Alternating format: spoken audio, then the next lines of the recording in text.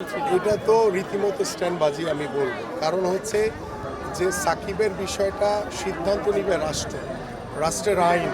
সেই রাষ্ট্রের আইন অনুযায়ী সাকিব যদি নিরপরাধ হয়, তার যদি কোনো মামলাগুলো রয়েছে সেগুলো যদি প্রত্যাহার করা হয় রাষ্ট্রীয়ভাবে, তাহলে সাকিব আসবে, সেখানে কারো কোনো সমস্যা নেই। এবং আমি একজন ক্রীড়াবিদ হিসেবে অবশ্যই একজন খেলোয়াড়ের যে সম্মান, তাকে সম্মান দিতে চাই এবং সাকিবের মতো একজন লিজেন্ডারি ক্রিকেটার বাংলাদেশের হয়ে খেলবে, এটা আমরাও চাই।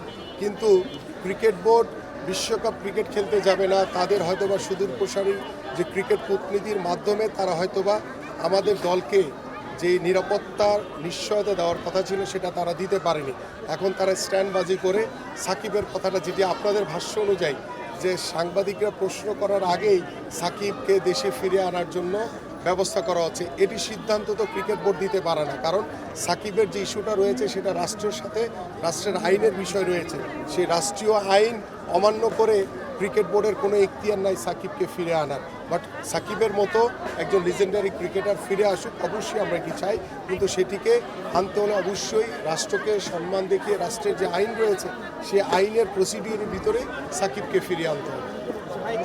আমি শতভাগ আপনার সাথে একমত।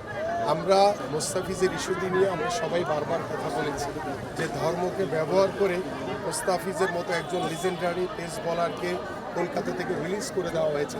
সেটা যদি মোস্তাফিজের বিষয়টা আমরা যদি ক্রিকেট বোর্ড, আমাদের ভারতীয় ক্রিকেট বোর্ড বা আইপিএলের সাথে যারা জড়িয়ে আছেন তাদের সাথে বসে কথা বলে যদি এটাকে সমাধান করা যেত, তাহলে হয়তো আজকে এই বাংলাদেশের ক্রিকেট বিশ্বকাপে খেলতে না যাওয়ার যে পরিস্থিতিটা তৈরি হয়েছে সেটি হয়তো নাও হতে পারে।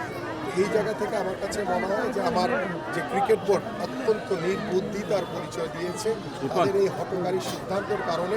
আমি মনে করি যে আমার দেশের ক্রিকেট ক্ষতিগ্রস্ত হবে, আমার বাংলাদেশ ক্ষতিগ্রস্ত হবে এবং এইটার পিছনে কে বা কাহারা জড়িত রয়েছে আমি দৃঢ়ভাবে বিশ্বাস করি যে ভবিষ্যতে এটা অবশ্যই খতিয়ে দেখে এদের বিরুদ্ধে যদি কারো কোনো দুরভিসন্ধি কোনো যদি উদ্দেশ্য থাকে সেটাকে তদন্ত করে বের করে তার বিরুদ্ধে অবশ্যই বাংলাদেশ এবং বাংলাদেশের যারা জনগণ রয়েছে তারা সেই ব্যবস্থা গ্রহণ করবে ইনশাআল্লাহ।